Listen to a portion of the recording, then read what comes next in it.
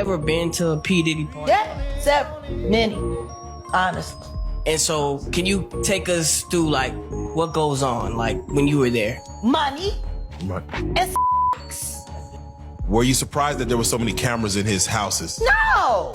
So let me ask you, when you hear that Cassie was told to hire male escorts to come in what they call freak-offs now, Yeah. is that something normal that Yeah. happens in Hollywood? Yeah. Freak-offs. Hey, everybody know that. I've been saying it So why does Puffy, why now? Why? because he's the acceptable monster at this time. Jaguar Wright is allegedly being hunted by Diddy for exposing his secrets. We saw this coming. She saw this coming, but she still kept on going. And now Diddy has supposedly taken the bait and is coming for her in one of the worst ways possible. Allegedly, he sent people after her to unalive her. And this isn't all he plans to do to her. The whole thing is honestly insane. So let's dive straight into the story. Diddy's downfall began when his ex-girlfriend, Cassie Ventura, sued him. Overnight, hip-hop mogul Sean Combs settling a bombshell abuse lawsuit filed by his ex-girlfriend, fellow singer Cassie. Cassandra Ventura writing in a statement, "I have decided to resolve this matter amicably on terms that I have some level of control. I want to thank my family, fans, and lawyers for their unwavering support." Combs, known as Diddy or Puff Daddy, adding in his own statement, "I wish Cassie and her family all the best. Love." She accused him of trafficking, racketeering, and SA. But even before Cassie ever spoke up, Jaguar was already spilling the tea on Diddy, only no one paid attention. She also claimed that the whole thing with Cassie was a lot more complicated than it seemed. Allegedly, she only spoke out after Diddy cut her monthly payment from $500,000 to $250,000. Supposedly, Cassie was getting paid to date Diddy, which is something that not everyone realizes. But Jaguar claimed that that's what happened. She really was one of the first people to reveal that something dark had to be going on in Diddy's life. If not, why would he be paying his partner to stay silent? For years, Diddy had supposedly been sending Cassie a hefty paycheck. But when he suddenly couldn't or wouldn't pay her usual cut, everything unraveled. And honestly, I'm glad it did, because that's when the truth started spilling out. It wasn't long after the Cassie lawsuit that Diddy's house was raided. Those heavily armored gear and equipment, I don't think they're actually searching for any items that could connect to whatever the investigation is. I would venture to say that those are going to be the guys that you're seeing right there, and they're waiting for that all clear. And then this group that you see there, those are the ones that are actually going to go inside. They probably have, like you said, they probably have ideas what they're looking for, where they might be. So, but right now, it is still a waiting game to make sure that everybody is out of this building and that it is secure for the investigators to make their way in and actually start that search. And we should mention, thank you, Stu, that if this is in fact involving a trafficking investigation, we do know that according to Diddy's attorneys and the rapper himself, he has denied any wrongdoing in any of all this. So there are two sides, of course, to this as this all plays out. But it is interesting that these raids happening at the same time. According to TMZ, a raid of his Miami home is happening right now, as well as now we're looking at the live pictures of what's going on in Holmby Hills at this mansion right here, all connected to Sean Combs. So again, until we find out further word as to what exactly they're searching for and why, we continue to look at the procedures taking place regarding this raid that's being conducted by Homeland Security. You have support from local law enforcement officials as well. We saw from the ground shots, you see multiple agencies there a part of all of this, and they have a number of resources on hand with a drone flying up top, as well as they had ladders taking a closer look at certain parts of the property. And so they are looking at every nook and cranny they need to in terms of why they're investigating this home and property. So clearly this is going to take a while. Jaguar has revealed a lot more about Diddy than just this. She also exposed the disturbing things that Diddy was allegedly doing behind closed doors. She talked about his infamous freak-off parties, which were exclusive gatherings that Hollywood elites and high-profile figures were invited to. And if you're wondering why she knew so much about these parties, well, It's because she had attended some of them too. At first, even she thought that they were cool, until she saw what really went on at the parties. These freak-offs weren't just wild. They were straight up illegal. Substances flowed freely, and people lost control. But that was just the tip of the iceberg. Sources claim that at these events, Diddy would record industry elites in intimate situations without their consent. Even worse, he would allegedly force young, up-and-coming stars into disturbing encounters with celebrities while he watched. And it wasn't just Diddy. Almost everyone there supposedly participated. Some were intimate with people of the same gender, some with minors, and others with any powerful name that they could get close to. Jaguar made it clear. These weren't the kind of parties anyone should want to be at, no matter how flashy they seemed. You either got SA'd or knocked out to the point of losing your mind. She also alleged that while Diddy had been pretending to play a fatherly role to the rising stars that were put under his care, behind closed doors, he was allegedly SAing them. She mentioned big names like Justin Bieber. According to her, Diddy is the reason why Justin got so broken up mentally and emotionally as the years went by. She said that to date, Justin hasn't healed from what Diddy did to him, even though he keeps trying his best to. I think that I was just, living in this shame, living in all this sort of stuff of my past, and I wasn't able to move on.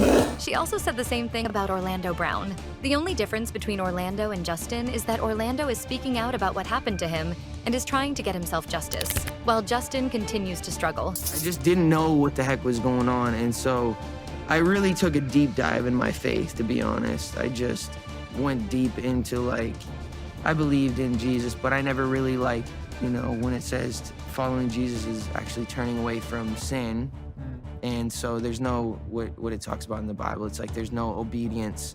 There's no faith without obedience. So it's like I had faith about I believe Jesus died on the cross for me, but I never really implemented it into my life. I never was I'm gonna be obedient. So when did you decide to actually move within the guidelines, and how did you find yourself away from, I believe in Jesus, but I'm gonna drink or do drugs or sleep around or all these other distractions? How did you get out of that world? What was the turning point for you?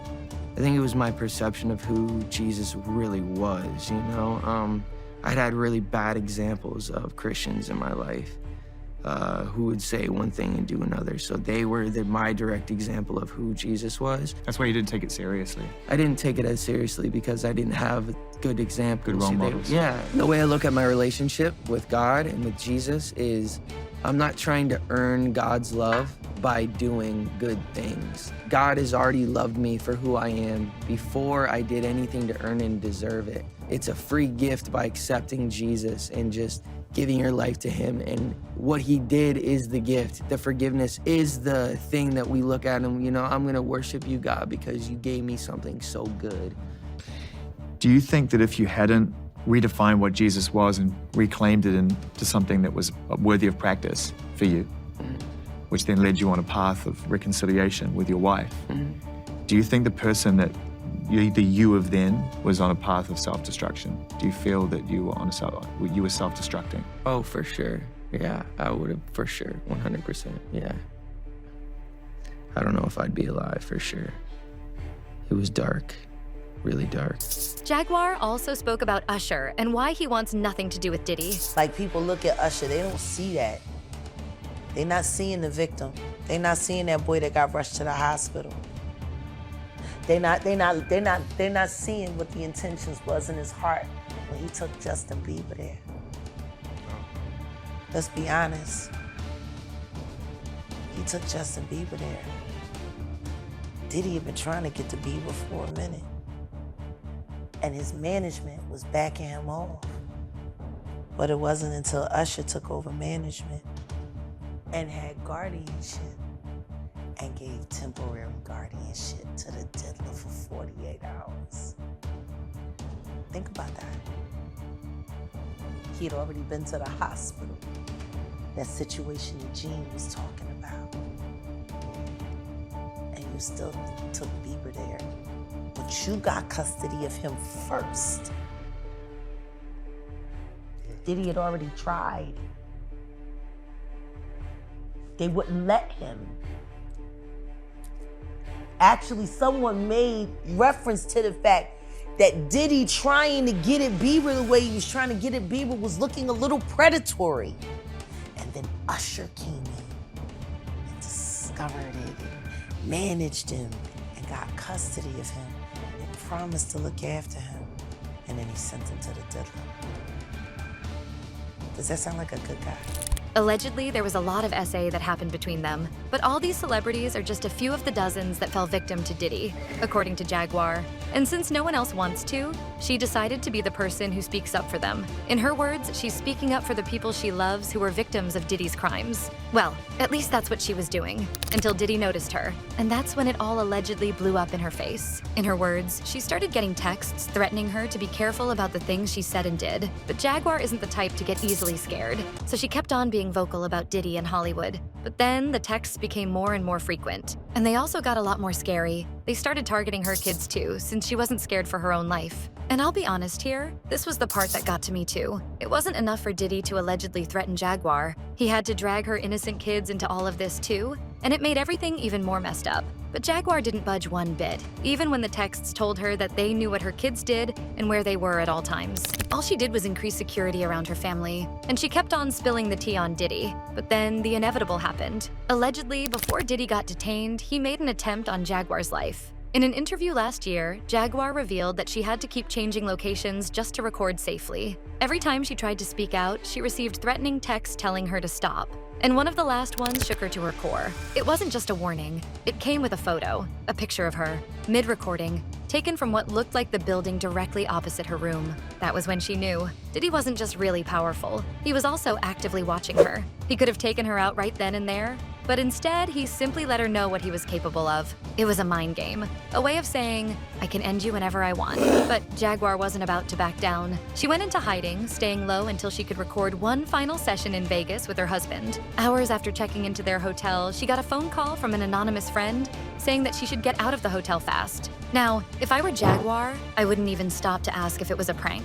I'd be out of there in seconds. But Jaguar stayed calm, packed her bags, and called the hotel staff, telling them that she was checking out early. That's when things got even weirder. The hotel refused to let her leave. They kept asking why she wanted to check out so soon. And when she went to the reception to push back, they stalled even more. Now tell me, since when is checking out early a problem? Isn't that the guest's choice? Jaguar knew then that she was in real danger. She shut down their excuses and stormed outside to get her car, only to find the staff delaying her again. Her bags were nowhere in sight, and her car was nowhere to be found. At that point, she'd had enough. She did what any cornered person would do. She threatened the staff. Jaguar made it clear that if someone came for her, she would use them as a human shield. And that got them moving real fast. Within minutes, her bags and car were right in front of her. She and her husband jumped in and sped off. That day, Jaguar allegedly barely escaped Diddy's grasp. But the threats didn't stop there. Things got so bad that she supposedly had to go into hiding with her family. And honestly, if all of this is true, then that was the smartest move that she could have made.